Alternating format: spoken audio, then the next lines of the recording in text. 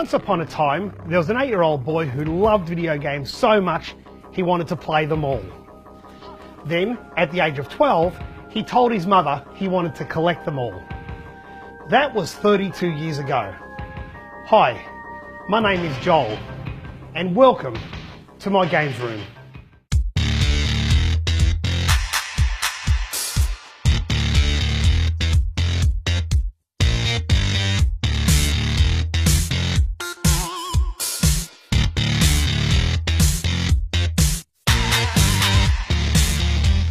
There are a total of 5 individual game rooms in this games house. Let's begin with the modern room, and we start off with my Xbox collectibles. Predominantly, this is an Xbox One collectible cabinet. It still needs a lot of tweaking, and yep, I need to fill it up. Over here we have the PlayStation 4 collectible cabinet. My favourites here would be the Resident Evil house and Drake from Uncharted 4, and yes, I love Knack. That Knack poster too was given to me by Sony Japan. I also have priceless collectibles that fans send in, like this skateboard from Robert. This is where I keep all my joypads for the modern consoles. And I also keep my handhelds here. This used to be our lounge room, and now it's become a shrine for Halo and Gears of War.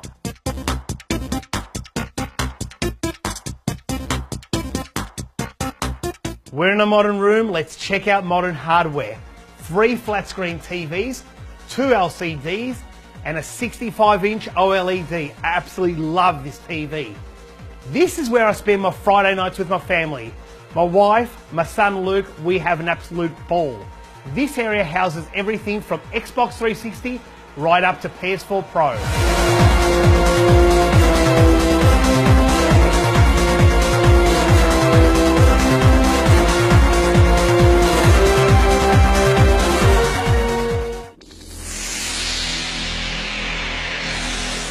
Well, in this corner I have my vinyl soundtracks and some laser discs to go with that. I'm a massive Gradius fan, and who doesn't love Street Fighter? I love collecting video game soundtracks. I've got hundreds on CD, and now my obsession has become vinyl. The other thing I have an obsession with is game guides.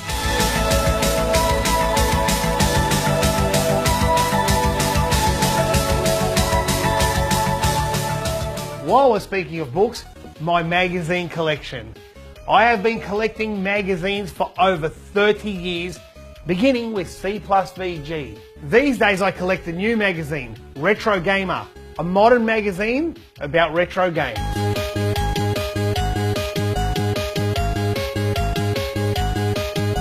I'm also very proud to have the full set of Amiga format.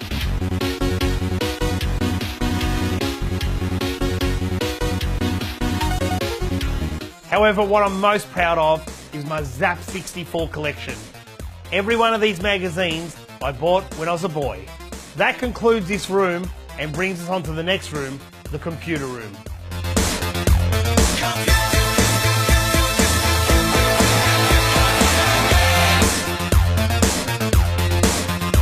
Okay, so now we're over at the Japanese computers. These are so close to my heart because I grew up with these things and no one else had them. X68000, a monster of a computer.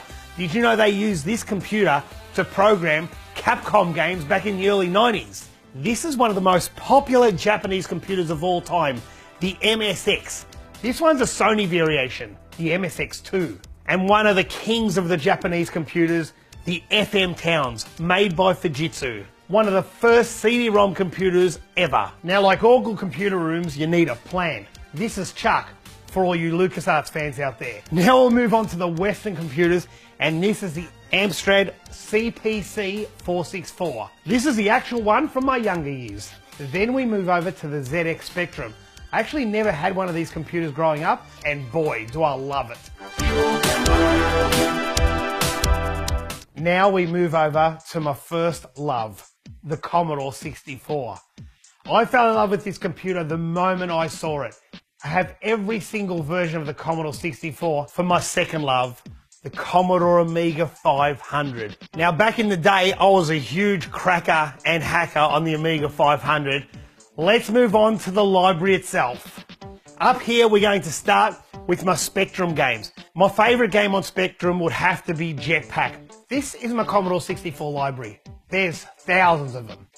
Not only is this library functional, but it's actually a replica of a computer shop where I once worked. At the back, there are more Spectrum games, and behind me, PC games. Boy, have I learned to appreciate PC games over the last 5 years. What was I missing in the 90s? Yep, that's right, I never grew up with PC games. When I was growing up, I actually never owned an original Amiga game, but I'm making up for it now. I've currently got 600. 1, 2, 3, 4. Alright, enough of this room. Let's head to the big library. Before we head into the library, I want to show you the hallway. We've got the arcade room, the retro room, and the library. So this is the connecting hub, and I have my retro collectibles here.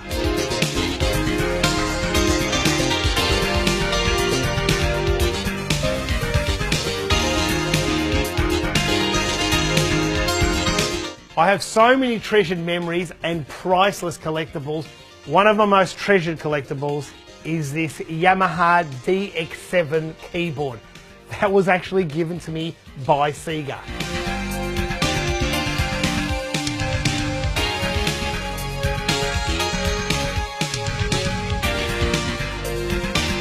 Down this end of the corridor, we've got some PlayStation collectibles, including the 500 millionth limited edition. One of my absolute favourites would be the Metal Gear Solid 5 console. For more information on collectibles and anything retro, you have to check out Ion Retro.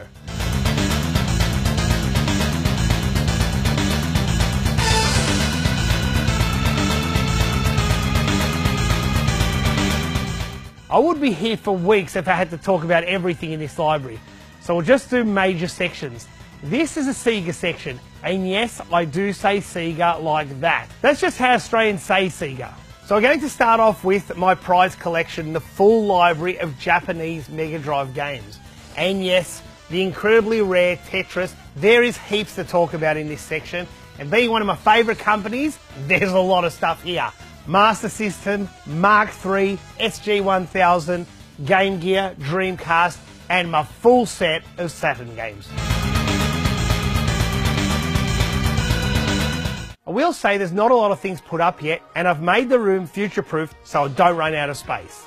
That's happened a lot. This room's actually changed 7 or 8 times. We have 2 juggernauts here, the X68000 and the Neo Geo.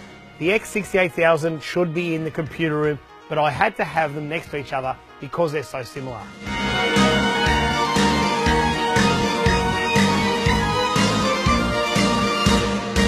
Down this aisle I have vintage consoles such as the Intellivision, ColecoVision. They need heaps of work. I've only just begun collecting for those guys. And the Atari 2600. Most of those games are from the late 70s, early 80s. This is my Amiibo collection, and this stuff can get so addictive. This aisle has the GameCube, Wii and Wii U.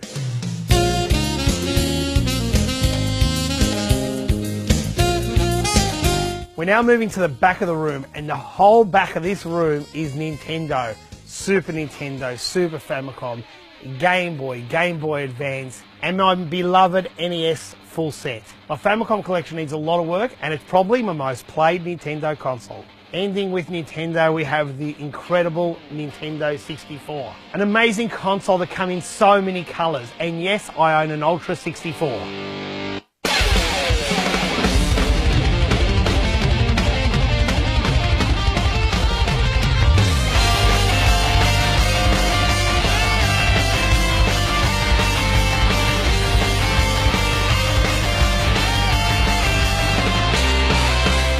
Now with all these games, it's fairly obvious we're going to do game reviews. And one on the agenda, James Bond. I've actually got a prototype version of GoldenEye.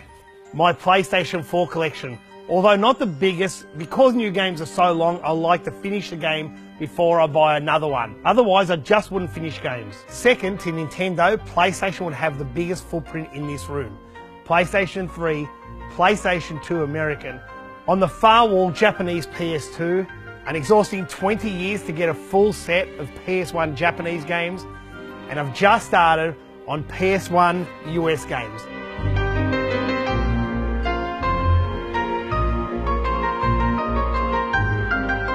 Finally, we get to the Xbox. Xbox original Japanese, full set of Xbox games, and Xbox 360, one of my favourite all-time consoles.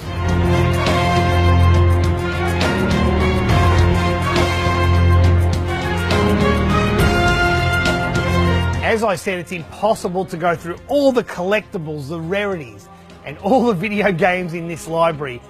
With owning many complete sets, you have to check out Game Set Complete, where we take an in-depth look at all the games on a particular console and the hidden gems. We are moving over to the Famicom box and the Super Famicom box, two jewels in my collection. These Japanese systems are quite rare, and we will have a look at those on Ion Retro. Well, this is over 10 metres of retro consoles, all CRTs. This is my mother's first colour television set. It's a 1979 Rank Arena. It's not working at the moment. We are doing a story about this on story mode. One other segment on Last Gamer you must check out. This TV will be running ColecoVision, Atari, Intellivision, and all those pre-1982 consoles. Also, slightly out of chronological order, we have a Bang & Olufsen TV running a Jaguar, a 3DO, and a Fujitsu Marty. Here we have all the Sega consoles on this beautiful Blancpain TV. Now, as you can probably see, this is running RGB SCART. That's why we've got a clear, crisp picture. And you've just got to dig these exclusive Sega speakers. You'll see them on What's in the Box Japan. Now we move over to the Nintendo section, and this has all the major Nintendo consoles: NES Top Loader, Twin Famicom, Super Nintendo NTSC, Super Famicom Japanese, N64, and the N64 DD drive. Even though there's only a few games on it, I do actually love F-Zero X on the DD. The other two consoles that are here are a PC Engine Duo and a Super Graphics. All the controllers for these consoles are kept in drawers underneath. Alright, so now on this beautiful Sony PVM monitor, we are running a PlayStation 1. Underneath that is a Pioneer Laser Active. After PlayStation 1, we now move over to PlayStation 2. Again, another beautiful Sony PVM monitor. This one's slightly bigger. This is a 29-inch. This currently runs a PlayStation 2 and the original Xbox. And the final CRT in this lineup is the Sony Wega. This runs all the consoles that can output component: GameCube, PS3, Xbox 360, and Wii. Now for me, the next step after CRT, well, it was plasma. And I love my Pioneer plasma. This is a 508 LX 1080p screen, and it is probably one of my favourite screens in the whole house. This houses last generation and this generation. The final thing to show you in this room is my simulators. I love these simulators. Force feedback steering wheel, Forza 3 Horizon, linked up 4 players, fun for the whole family. That concludes the retro room, and now for the final room, a replica of my childhood arcade. Welcome to Flashback.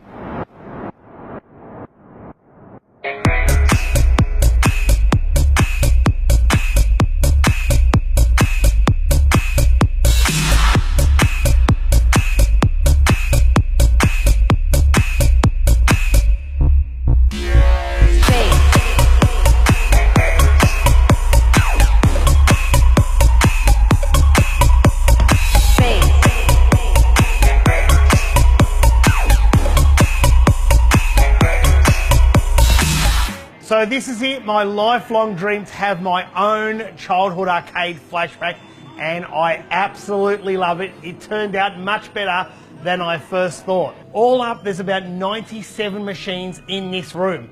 So we'll start off with one of my favourite games. Well, I'm going to say that a lot in this arcade room, and that's 720. And that's kind of why it's first when you walk in, because at Flashback, 720 was kind of front and centre. This is going to be Gauntlet and Gauntlet 2. This is currently not working. There are a few in the room that are not working, and that's the fun of it all. And that's what you've got to tune into Insert Coin, where we pull apart machines and rebuild them from scratch and make them museum perfect.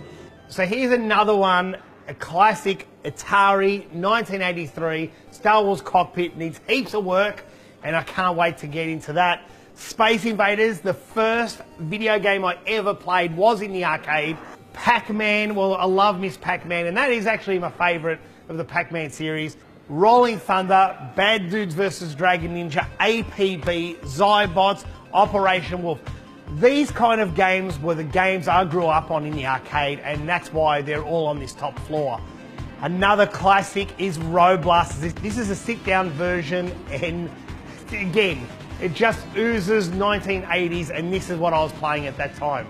We head back over to the middle to Super Sprint, which is on the back of 720 and Marble Madness. We head over here to two of the greats from Konami in the early 90s, and that's Teenage Mutant Ninja Turtles and Simpsons. And another classic is Dragon's Lair. I've had this for decades, Mortal Kombat. How can you not have a Mortal Kombat if you've got so many arcades? Moving over to the final two is Xenophobe and Spy Hunter. I've grouped these together because NBA Jam, Mortal Kombat, Xenophobe and Spy Hunter are all Bally Midway. We're going to rush through around the outside of the room first, and this is my Neo Geo cabinet. I've had this for like 20 years. I absolutely love this cabinet. This is my Capcom upright section, and we have Ghosts and Goblins, 1943, Bionic Commando, Black Tiger, Forgotten Worlds, Ghouls and Ghosts, and Street Fighter Champion Edition. So now we swing around to the back wall, and we have pinballs all along this wall. There's 21 of them. I want more, but you know, I didn't want to make the room so big that I'm just filling it up for the sake of it. So it's just games I really love. You cannot have an arcade room without an air hockey table. Had hours and hours of enjoyment with the family. My son and my wife play it constantly. I'm more of a fan of 80s and 90s arcade, but when they released Outrun 2, it quickly went to my top 10 at least. I just love this game, and to have four of them linked up, hours of fun. And Daytona 2, these are linked up. These are full deluxe ones that actually move left and right, and the wheel almost rips your arm off, it's that strong. Another favourite of my son's is House of the Dead 2 and Laser Ghost. Quite the rare game, this one. It's a 3-player gun game and very ahead of its time for back in the day. Now, as you can tell, there's a lot of Sega arcade machines in this room, and this is where all the stand-up stuff is. So these are two Net Cities. Ikaruga, one of my favourite shooters, Spider-Man, Crazy Taxi, Virtual Fighter 2, probably the best Virtual Fighter release. A lot of people ask why don't I just buy a main machine, but I prefer to have the real thing, what I grew up with back in the 80s and 90s. So now we're going to start in the centre, and this is it, my pride and joy, probably my favourite arcade in the room, Space Harrier. This is Enduro Racer, a lot of work needed on the bike, and I just can't wait to get my teeth into restoring this. Outrun, full moving deluxe with a 25-inch screen, Afterburner, another deluxe machine by Sega, Power Drift. I mean, these are the staples of Sega in my opinion. And Darius Burst would have to be one of my favourite shooters. You know, there's over 3,000 levels, and I connected it to Tato recently to get a new patch. Rare. You want to talk rare? This is Ferrari 355 Challenge 2. There's only 42 made in the world of this particular version, the yellow version. On the back of this is a game that has never been ported to console, another crime, and that is Scud Race. Next to Scud Race is Ferrari 355 Challenge. This is part 1 as opposed to the yellow one. And this is Virtual Racing Deluxe. An air compressor, airbag seats, it makes you feel like you're actually driving a Formula 1 car. Coming to the end of Sega, we have Thunderblade, Turbo Outrun, and Super Hang-On. 3 small machines from Sega, but amazing games. And finally, a machine I have been looking for over 20 years, Quartet.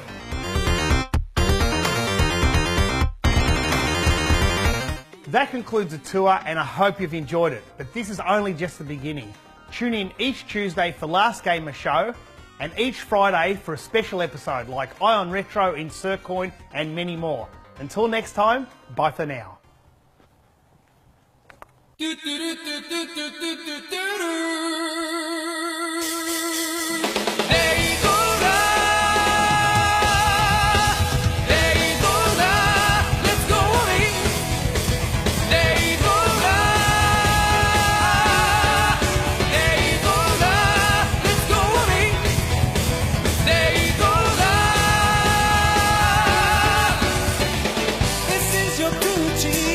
Because it's really tough, but it's a beautiful day, so good luck.